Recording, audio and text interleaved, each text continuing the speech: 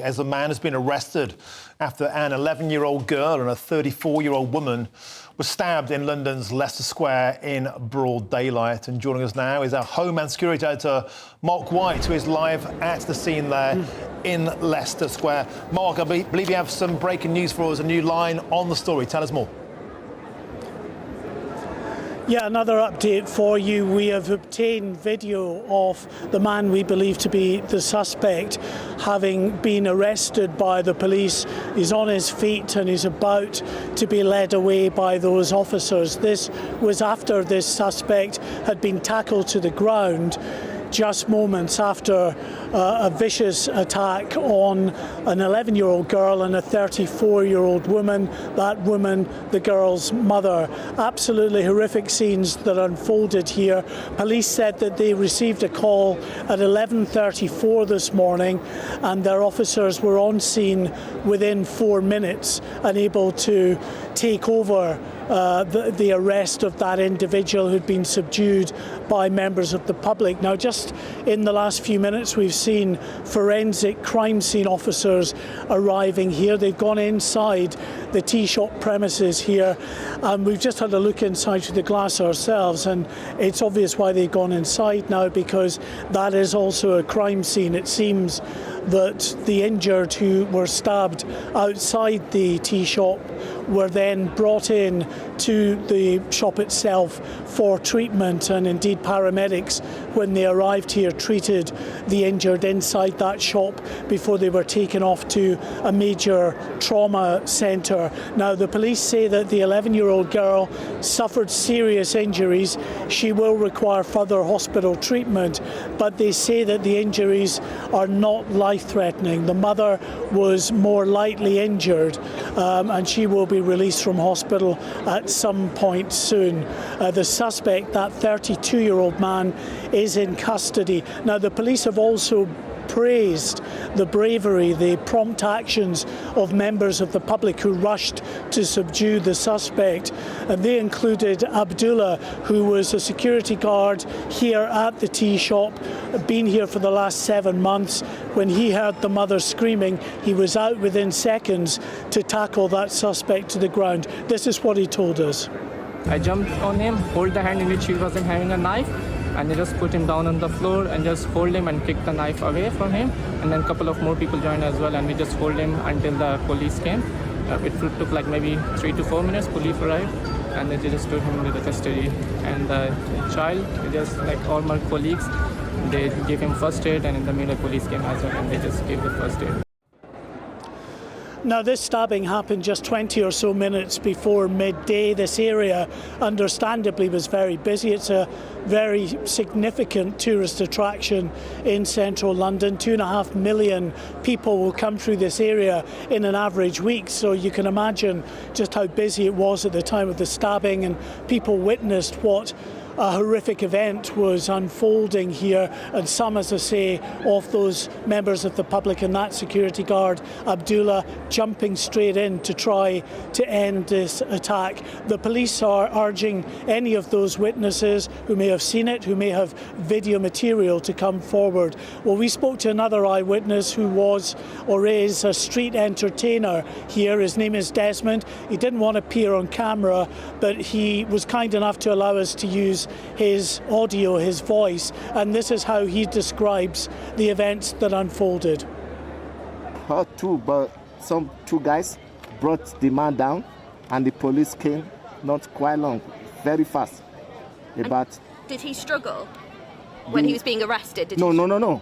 He was on the ground, and when they came, they just put the handcuff and they stand him up, and he was so calm. He was calm.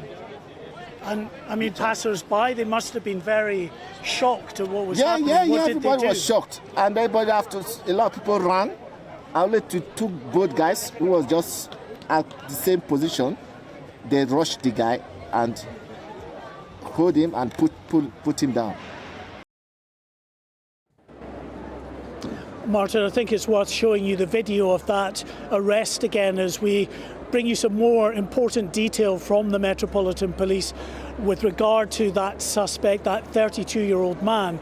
They have said that at this stage they do not believe that the suspect was known to the two victims. Another piece of important information. As to the motive, they've got no indication yet, they say, of a motive.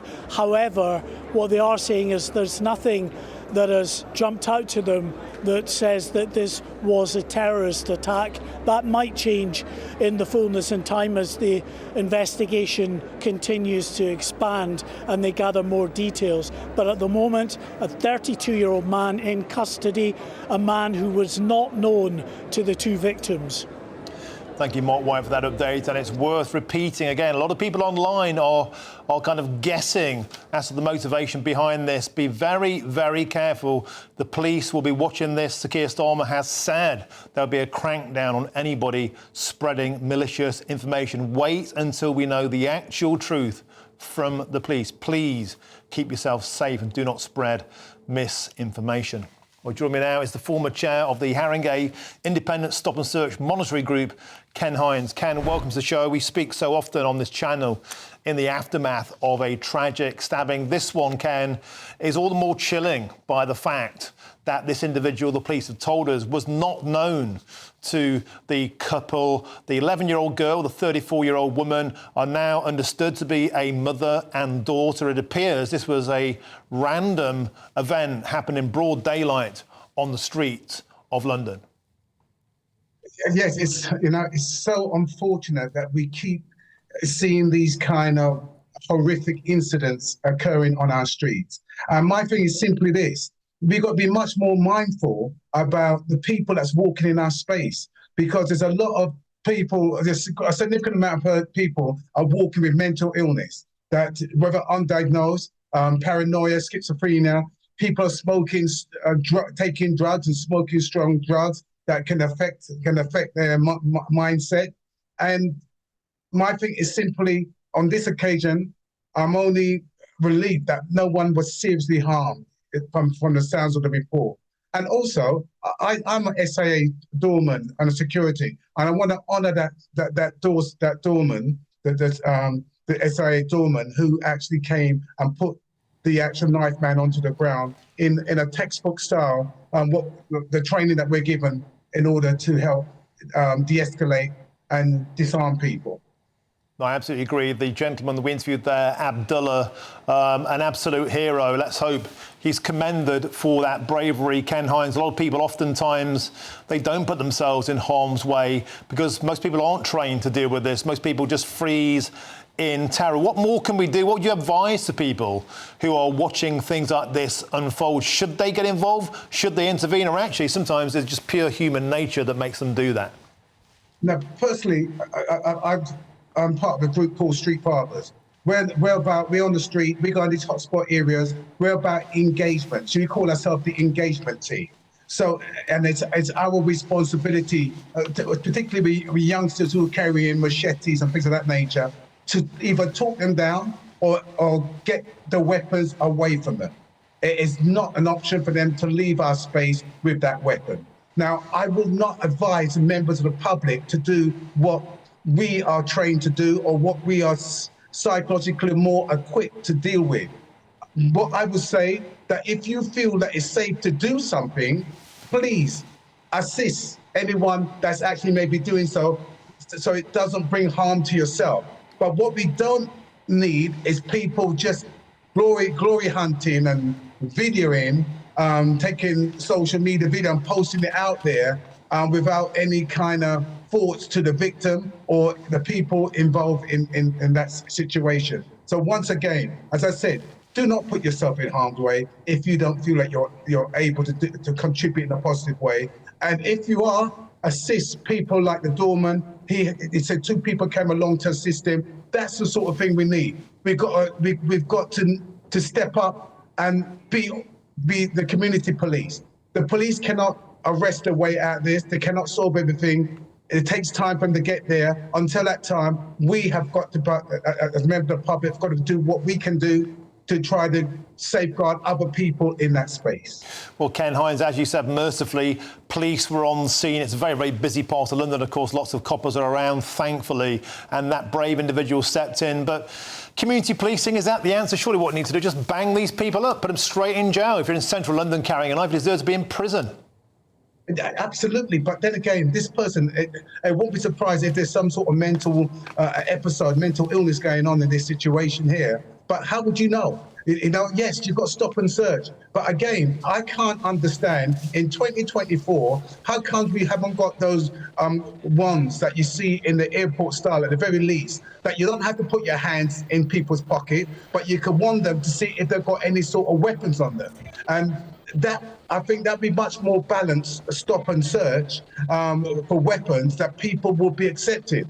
Not, you know, what people object to is being put, their hands being put into their pockets, and then taking it elsewhere. So they're going in, taking things out your pockets that they should be taken out, like that can identify you, when you don't have to give your personal detail in a stop and search interaction.